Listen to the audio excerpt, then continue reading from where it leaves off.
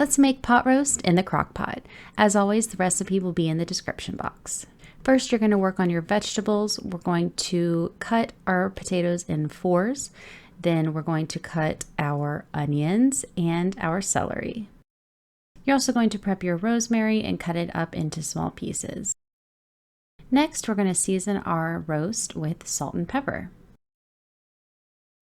You're going to add a little bit of olive oil to a piping hot pan, and we're going to sear our meat. You don't have to, but I did the sides as well.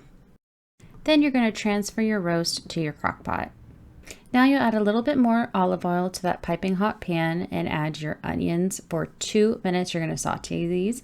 Then you'll add your garlic and saute that for about 30 seconds. Then you're going to transfer your mixture on top of the roast in the crock pot. Now to that same pan, you're going to add your Worcestershire sauce and your beef broth, and then your rosemary as well, and scrape all the bits off the bottom. Now we're going to add all of our vegetables on top of both that mixture and the meat, and pour all of that juice right on top. You'll add a little more rosemary and then set your crock pot for 8 hours on low. And that's it, you've got a delicious pot roast.